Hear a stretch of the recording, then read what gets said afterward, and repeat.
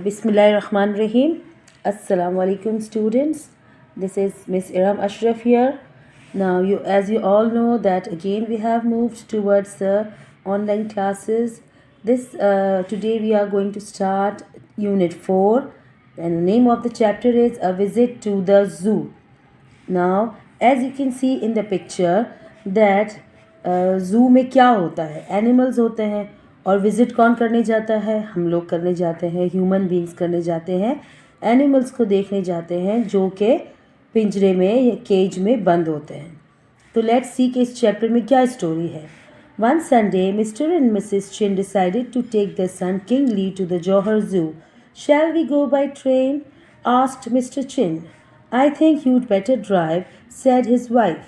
The train is rather too noisy for my liking. It makes my head ache. Now see, इसमें बताया है कि एक family है मिस्टर एंड मिसेस चिन की और उनका एक बेटा है किंग ली और ये कहाँ घूमने जा रहे हैं. जू का नाम क्या है? जौहर जू. क्या नाम है जू का? जौहर जू. अब जो है ये जू से जाने के दो तरीके हैं, या ट्रेन या फिर बाय ड्राइव, मतलब बाय रोड. तो वो कह रही हैं कि नो, ट्रेन में बहुत नॉइज़ होता है, इसीलिए मुझे हेडेक हो जाता है, सर में दर्द हो जाता है, इसीलिए हम ड्राइव करके जाएंगे, मतलब बाय कार जाएंगे. किसने कहा ये? मिसेस चिन ने, वाइफ ने, मिस्टर चिन की wife.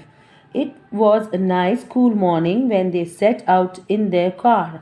The drive to the Johor zoo was pleasant.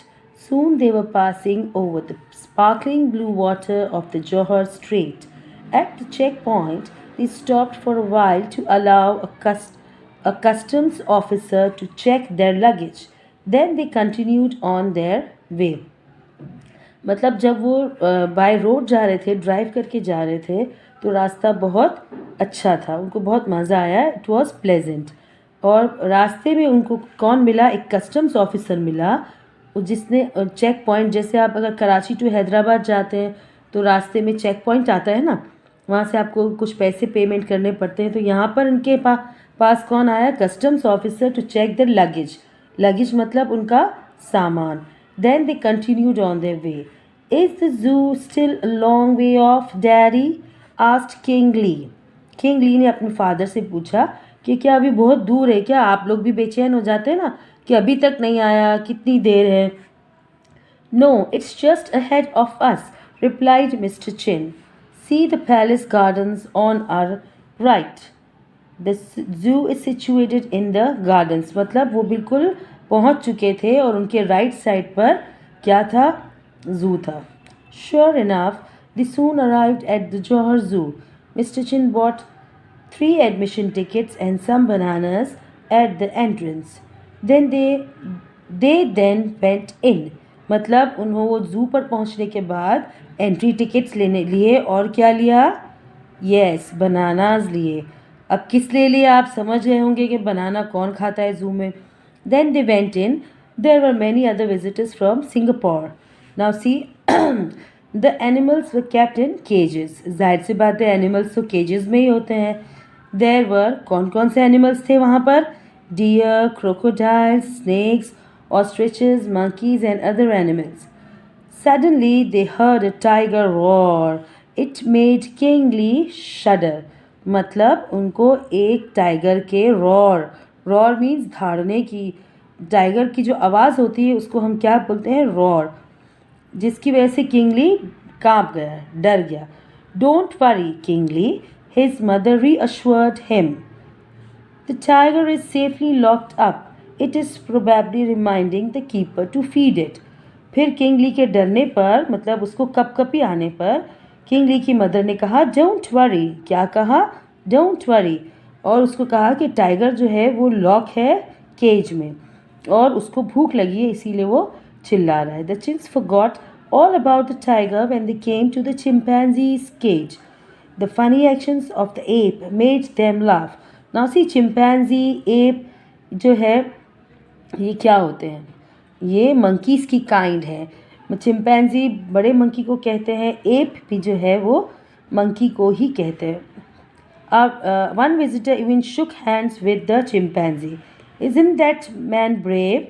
asked Kingly. What if the chimpanzee won't let go of his hand? वो चिंपैंजी ने कहा कि आदमी तो बहुत ब्रेव है जो चिंपैंजी से शेक हैंड कर रहा है। क्यों? इसने ऐसा क्यों कहा? बिकॉज उसने ये सोचा कि अगर चिंपैंजी उसका हाथ ना छोड़े तो। इसके अलावा और क्या कर सकता है chimpanzee? Think. I am sure he'll be quite safe, said Mr. Chin. The chimp is very friendly. However, I won't like to try it myself. Mister Chin ने कहा, नहीं, चिंपैंजी तो एक फ्रेंडली एनिमल है, वो ऐसा नहीं करता, लेकिन मैं ट्राई नहीं करूँगा। Before they left the Chins fed the elephant with the bananas they had bought. अब बनानाज किसके लिए लिए थे? एलिफेंट के लिए। आपको पता है ना, एलिफेंट बनाना बहुत शौक से खाता है। Then they walked back to the car. अगर आप जाते तो आप क्या करते? कराची ज़ू में आप तो एलिफेंट की राइड करते है ना। Did you enjoy the visit to the Johor zoo? Kingley asked Mrs Chin. Yes I did, answered Kingley, but I would have enjoyed it more if they had fed the tiger before we came. Kingley को उसकी मम्मा ने पूछा कि आपको मज़ा आया?